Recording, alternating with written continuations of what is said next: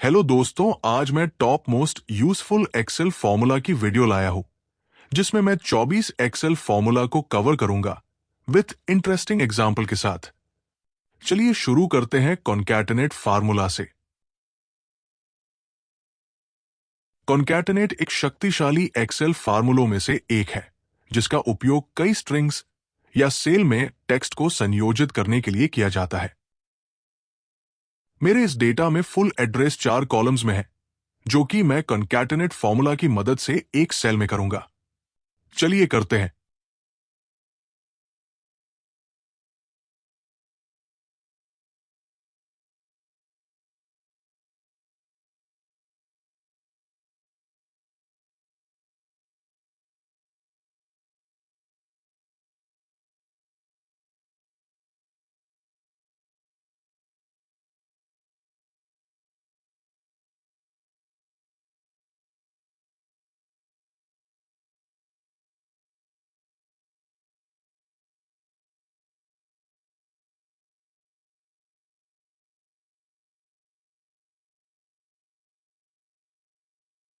ये देखिए, street, city, state और जिप कोड कंबाइन होकर एक सेल में आ गया।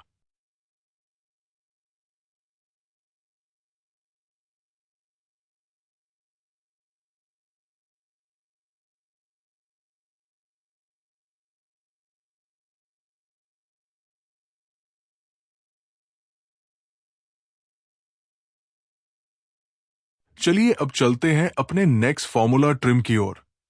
ट्रिम फंक्शन यह सुनिश्चित करता है कि आपके फंक्शन आपके डेटा में अतिरिक्त रिक्त स्थान के कारण त्रुटियां न लौटाएं। चलिए इसको एक उदाहरण से समझते हैं। इस शीट में नाम के बाद अतिरिक्त स्पेसेस है। इस स्पेस को हटाने के लिए ट्रिम फंक्शन का उपयोग करते हैं।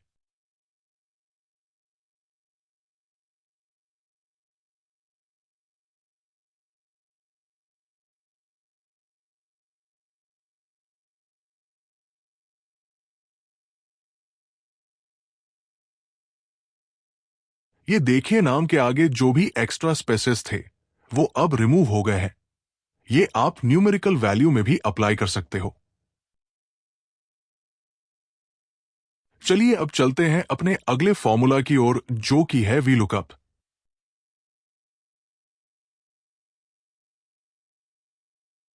वी लुकअप का उपयोग किसी टेबल में एक वैल्यू खोजने और उसी रो में दूसरे कॉलम से उसका संबंधित डेटा लाने के लिए किया जाता है। दोस्तों, वी लुकअप यूज करने के लिए डेटा में एक यूनिक वैल्यू होनी चाहिए, जो कि हमारे इस डेटा में एम्प्लॉय आईडी है।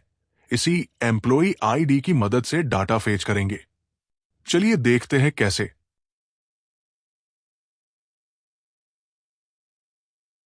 Lookup value employee ID select कर लिया।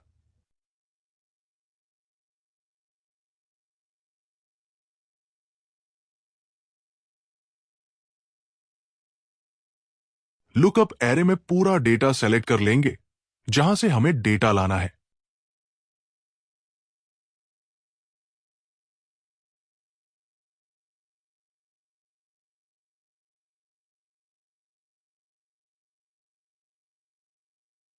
अब हम करली ब्रैकेट्स के अंदर वो सारे कॉलम मेंशन कर देंगे जिन कॉलम का डेटा हमें चाहिए।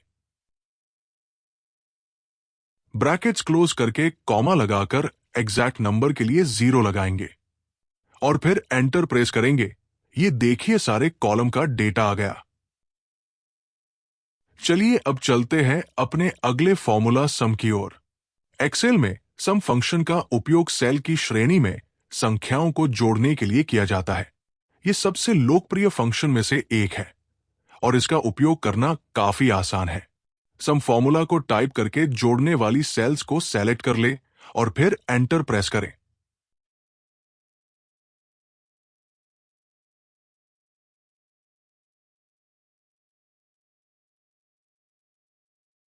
अब फॉर्मूला को ड्रैग करके आगे की सेल्स में भी अप्लाई कर देता हूं।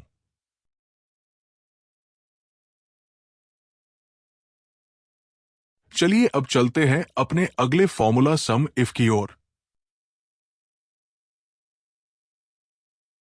सम इफ सम और इफ की शक्ति को जोड़ता है, जिससे आप विशिष्ट मानदंडों को पूरा करने वाली श्रेणी में मान जोड़ सकते हैं। चलिए एक उदाहरण से समझते हैं।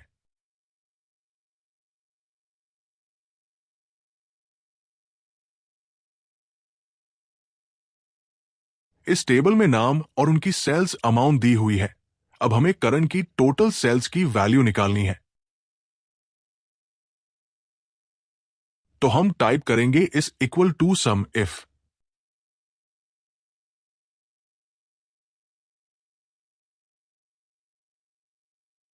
पहले नाम वाले कॉलम को सेलेक्ट कर लेंगे। अब हम कॉमा लगाकर करण को सेलेक्ट कर लेंगे, क्योंकि हमें करण की टोटल सेल्स वैल्यू चाहिए। अब फिर से कॉमा लगाकर सेल्स वैल्यू वाला कॉलम सेलेक्ट कर लेंगे और अब एंटर प्रेस करेंगे तो हमारी मनचाही वैल्यू मिल जाएगी। करण की टोटल सेल्स वैल्यू 50 है।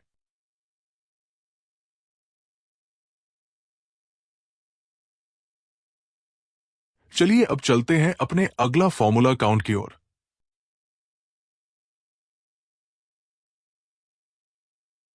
काउंट फार्मूला हमें बताता है कि कितने सेल्स में न्यूमेरिकल वैल्यू है।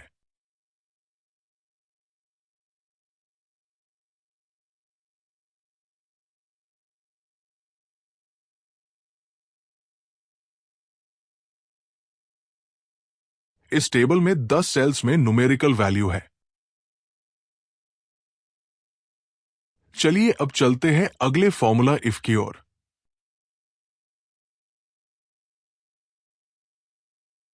इफ फंक्शन एक्सेल में एक शक्तिशाली फंक्शन है जो किसी शर्त की जांच करके अलग अलग परिणाम दिखा सकता है।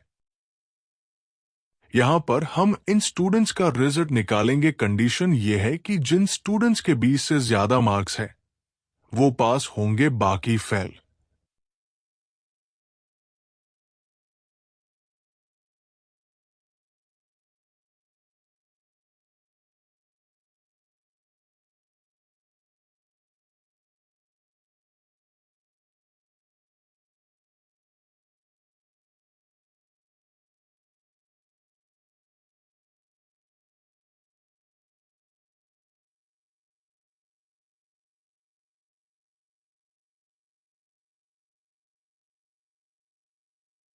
ये देखिए, जिन स्टूडेंट्स के 20 से ज्यादा मार्क्स है उनमें पास, बाकियों में फेल आ गया।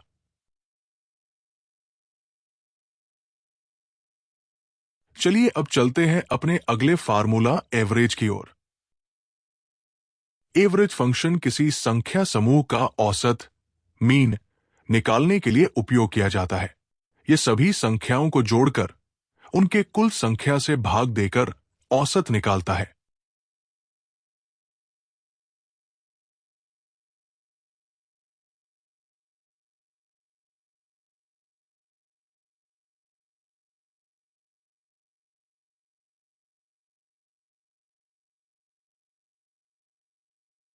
एवरेज परसेंट निकालने के लिए सभी के एवरेज को जोड़कर उनकी कुल संख्या से भाग देकर निकालते हैं।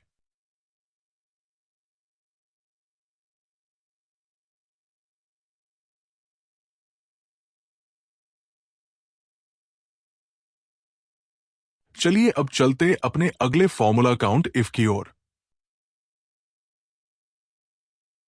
काउंट इफ फंक्शन एक्सेल में उन कक्षों, सेल्स की संख्या गिनने के लिए उपयोग किया जाता है जो किसी विशेष शर्त, क्राइटेरिया को पूरा करते हैं।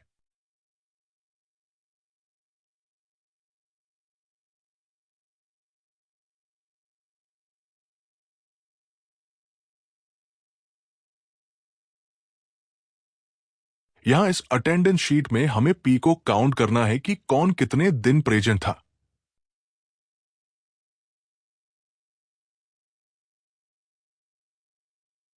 फार्मूला टाइप करने के बाद रेंज को सेलेक्ट कर लेंगे, फिर कॉमा लगाकर डबल इन्वर्टेड कॉमा में पी को लिख देंगे।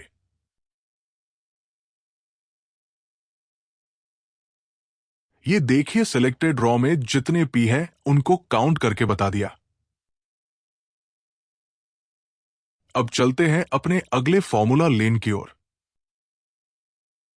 लेन टेक्स्ट के कैरेक्टर को काउंट करके बताता है कि एक सेल में कितने कैरेक्टर है विद स्पेस और विदाउट स्पेस भी।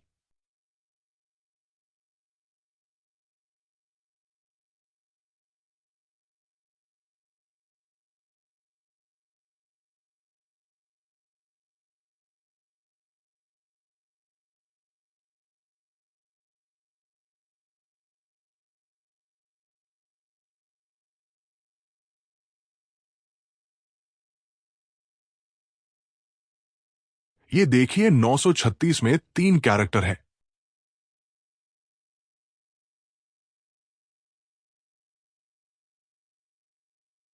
अब देखते हैं विद स्पेस।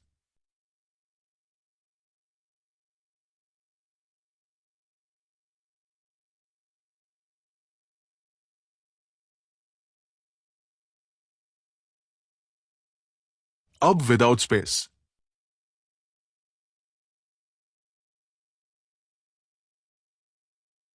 विदाउट स्पेस के लिए लेन के साथ सब्स्टिट्यूट का फार्मूला भी यूज करेंगे।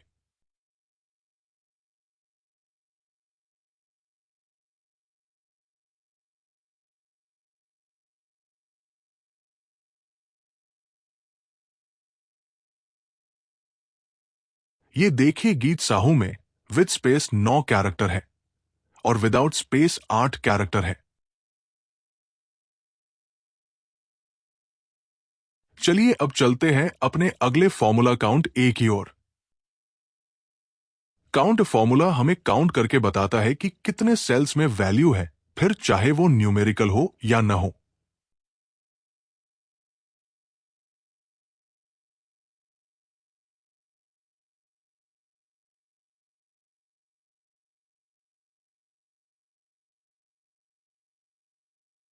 इस टेबल की सिलेक्टेड रेंज में 26 सेल्स में वैल्यू है।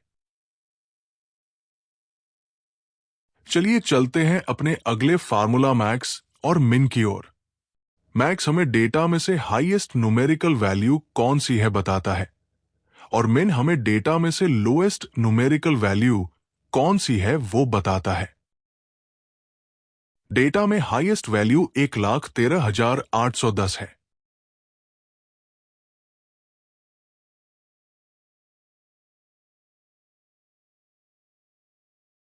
और लोएस्ट वैल्यू 936 है। अब चलते हैं अपने अगले फॉर्मूला इफ एरर की ओर।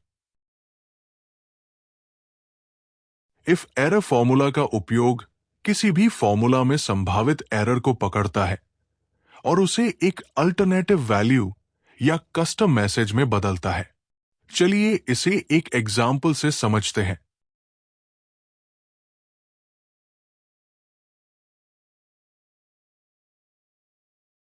हमारे इस डेटा में सेल अमाउंट और क्वांटिटी दी हुई है, हमें रेट निकालना है।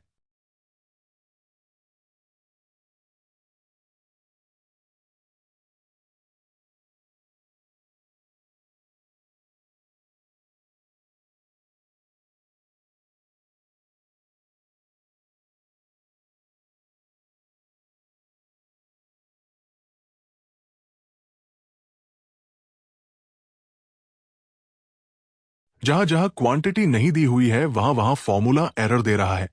इसी एरर को एक कस्टम मैसेज में बदलते हैं इफ एरर फॉर्मूला की मदद से।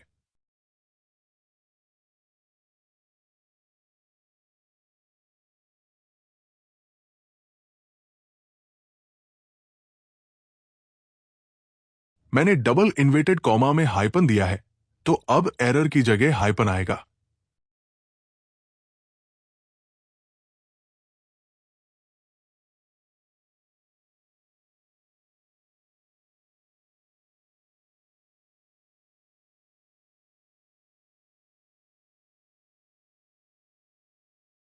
आप हाइपन की जगह कुछ भी दे सकते हो।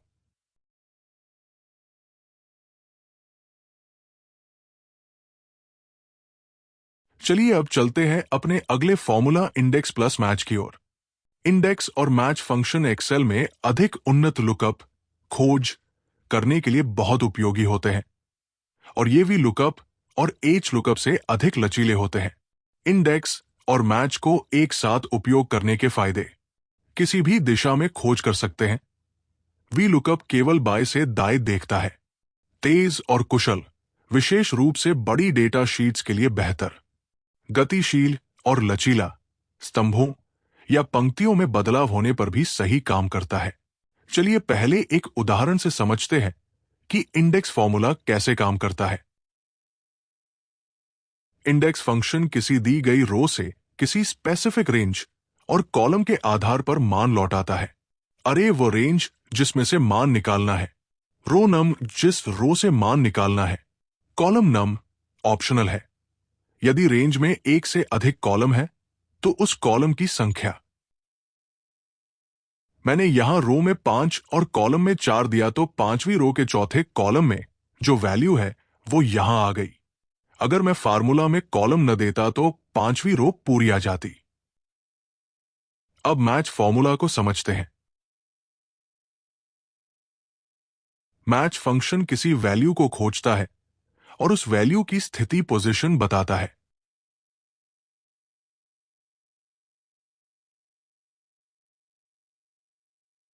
लुकअप वैल्यू वो वैल्यू जिसे खोजना है। लुकअप अरे वो रेंज जिसमें खोज करनी है।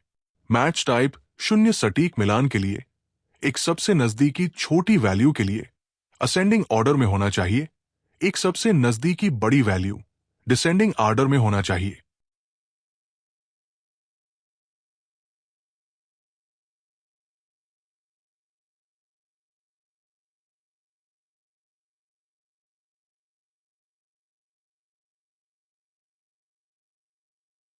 चलिए अब इंडेक्स और मैच फॉर्मूला दोनों एक साथ मिलकर क्या कर सकते हैं देखते हैं। लुकअप एरे में हमने रेंज सेलेक्ट कर ली एम्प्लॉय आईडी को छोड़कर।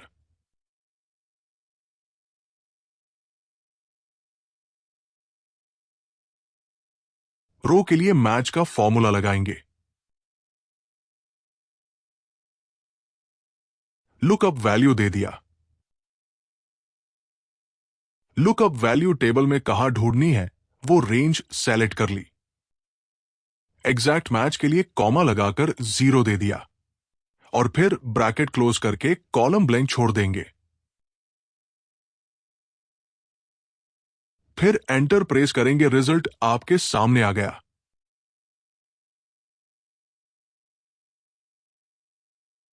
चलिए अब चलते हैं अपने अगले फॉर्मूला लेफ्ट, राइट, मिड की ओर। दोस्तों इस शीट में मैं आपको 3 फॉर्मूला के बारे बताऊंगा। पहला है राइट और मिड। लेफ्ट फंक्शन में किसी सेल के टेक्स्ट के शुरुआती लेफ्ट से कैरेक्टर को निकालने के लिए उपयोग किया जाता है। यहां मैं संडे मंडे से आगे के 3 कैरेक्टर निकालूंगा। लेफ्ट वो टेक्स्ट सेल जिससे अक्षर निकालने हैं। नम कैरेक्टर कितने अक्षर निकालने हैं दे दीजिए, मैंने यहां 3 दिए हैं।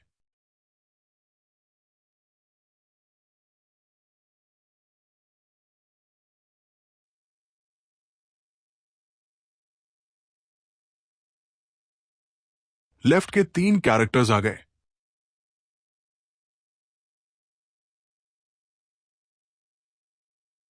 अब राइट फंक्शन में हमें एड्रेस वाले कॉलम में से राइट के 6 कैरेक्टर्स निकालेंगे जो जिप कोड है।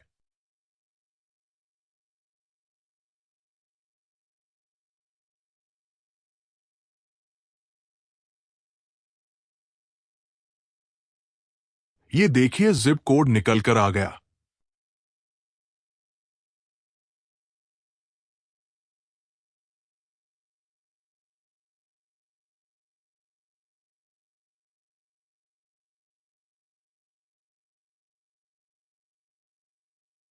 मिड फार्मूला से हम बीच के कोई 3 कैरेक्टर्स निकालेंगे।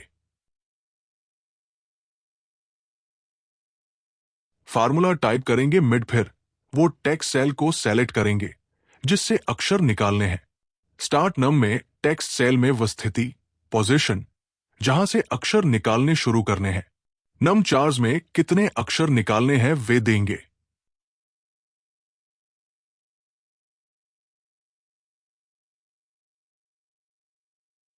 ये देखिए बीच के 3 कैरेक्टर्स हमें मिल गए। अब चलते हैं अपने अगले फॉर्मूला नाउ एंड टुडे की ओर। एक्सेल में नाउ और टुडे फंक्शन का उपयोग वर्तमान दिनांक और समय को स्वचालित रूप से प्राप्त करने के लिए किया जाता है। ये अस्थिर वॉलेटाइल फंक्शन है, जिसका मतलब है कि ये हर बार जब वर्कशीट में कोई बदलाव होता है या फाइल को रीओपन किया जाता है तो ये अपने मान को अपडेट कर लेते हैं।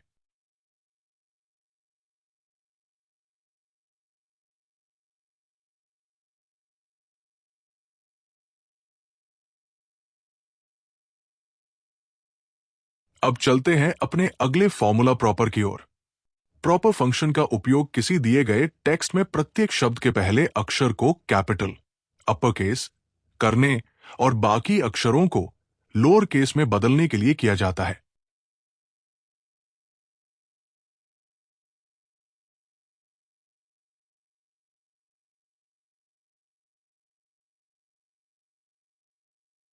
चलिए अब चलते हैं अपने अगले फॉर्मूला एंड की ओर। एंड फंक्शन का उपयोग एक साथ कई स्थितियों कंडीशंस की जांच करने के लिए किया जाता है। यदि सभी शर्तें सही ट्रू होती है तो ये ट्रू लौटाता है, अन्यथा फॉल्स लौटाता है।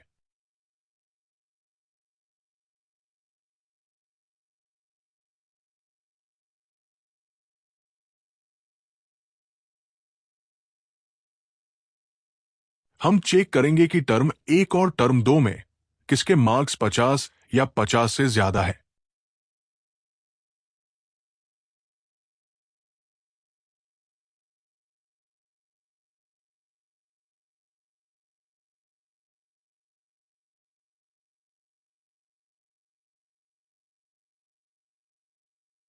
ये देखिए जिसके टर्म 1 और टर्म 2 में 50 या 50 से ज्यादा मार्क्स है उसमें ट्रू आ गया, बाकी में फॉल्स।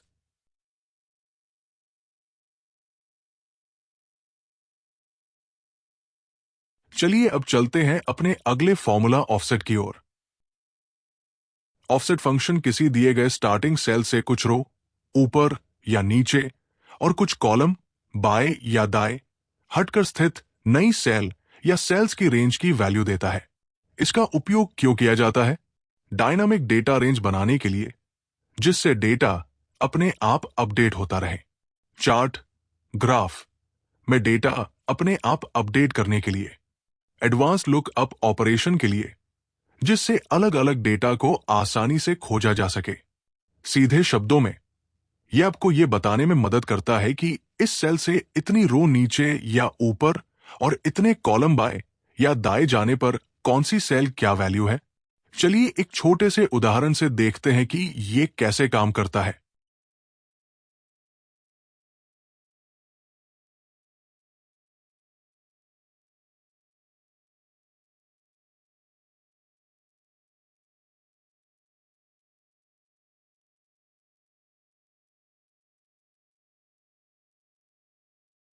रेफरेंस वो स्टार्टिंग पॉइंट या सेल जिससे कैलकुलेशन शुरू होगा।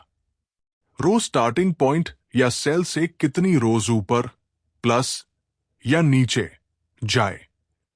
कॉल्स स्टार्टिंग पॉइंट या सेल से कितने कॉलम लेफ्ट प्लस या राइट जाए। हाइट ऑप्शनल है, लौटाई गई रेंज में रोज की संख्या। विड्थ ऑप्शनल है, लौटाई गई रेंज में कॉलम की संख्या।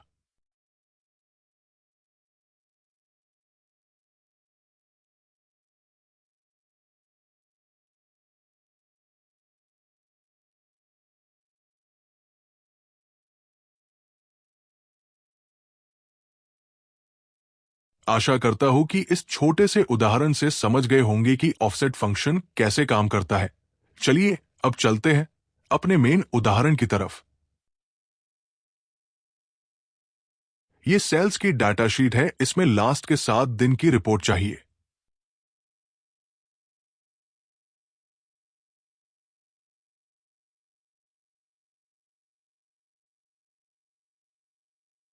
ये हमने रेफरेंस सेल चूज कर ली।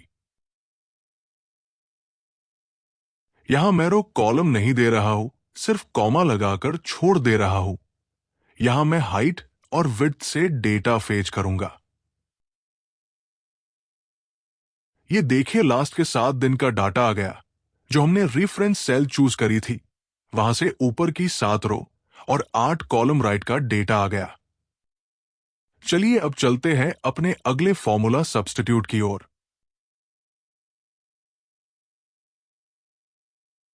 सब्स्टिट्यूट फंक्शन एक्सेल में ऐसा टूल है जो किसी शब्द या अक्षर को ढूंढकर उसे दूसरे शब्द या अक्षर से बदल देता है।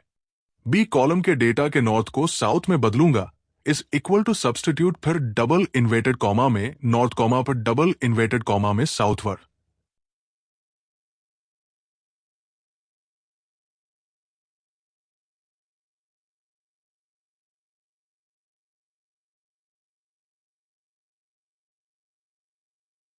ये देखिए नॉर्थ बदलकर साउथ हो गया।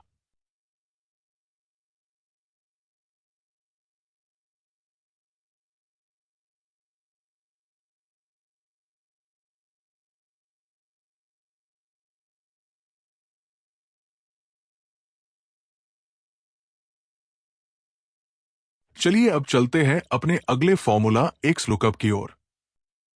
एक्स लुकअप एक्सेल में डेटा खोजने का एक नया और बेहतर फंक्शन है जो वी लुकअप और एच लुकअप जैसे पुराने फंक्शनों की तुलना में ज्यादा फ्लेक्सिबल और पावरफुल है। ये किसी भी दिशा में डेटा खोज सकता है। इस उदाहरण में मैं एम्प्लॉय आईडी की मदद से राइट टू लेफ्ट रो का डेटा निकालेंगे।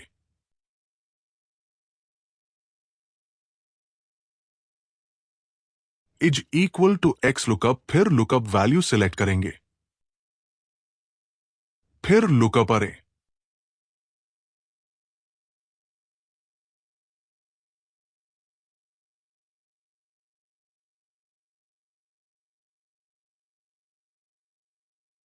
फिर रिटर्न अरे। ये देखिए रो का डेटा आ गया। अब मैं कॉलम का यानी ऊपर से नीचे का डेटा निकालेंगे।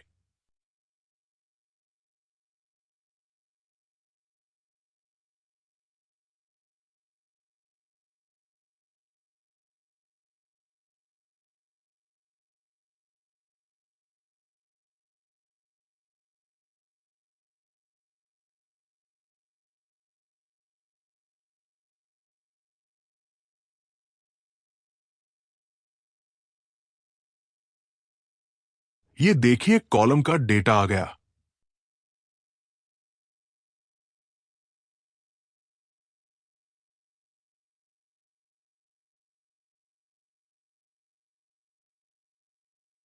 चलिए अब चलते हैं अपने अगले फॉर्मूला काउंट इफ्स की ओर।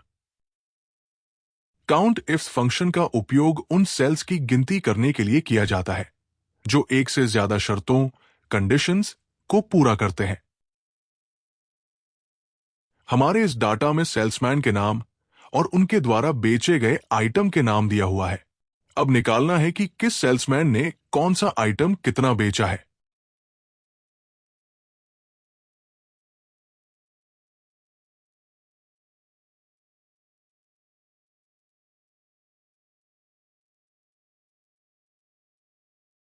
फॉर्मूला टाइप करके सबसे पहले क्राइटेरिया रेंज 1 सेलेक्ट कर लेंगे जो कि हमारे इस डेटा में सेल्समैन नाम का कॉलम है। फिर क्राइटेरिया 1 सेलेक्ट करेंगे। अब क्राइटेरिया रेंज 2 सेलेक्ट करेंगे आइटम नाम का कॉलम। फिर क्राइटेरिया 2 सेलेक्ट करेंगे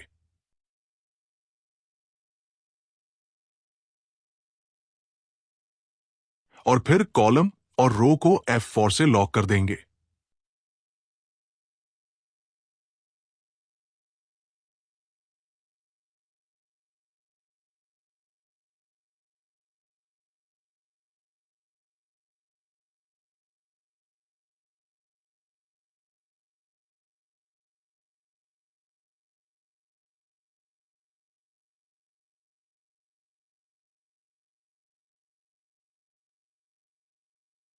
ये देखिए किस सेल्समैन ने कौन सा आइटम कितना बेचा है इसका डेटा आ गया।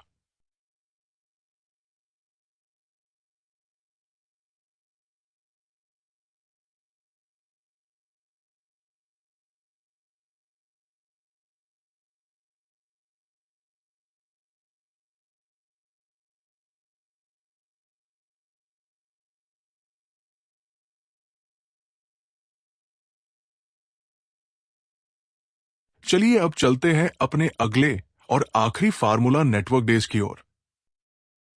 नेटवर्क डेज फॉर्मूला का उपयोग 2 तारीखों के बीच वर्किंग डेज गिनने के लिए किया जाता है। यह सिर्फ सोमवार से शुक्रवार तक के दिनों की गिनती करता है, शनिवार और रविवार को हटा देता है। आप इसमें अतिरिक्त छुट्टियां, हॉलिडेज भी जोड़ सकते हैं ताकि वे भी गिनती से बाहर हो जाएं। चलिए एक उदाहरण से समझते हैं।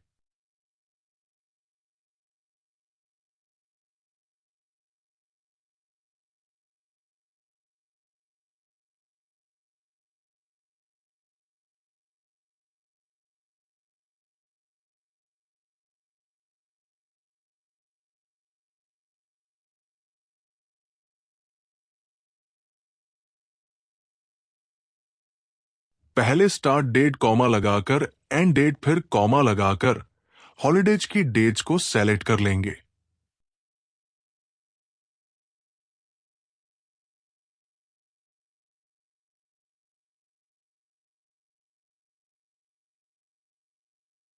ये देखिए टोटल वर्किंग डेज निकल कर आ गए।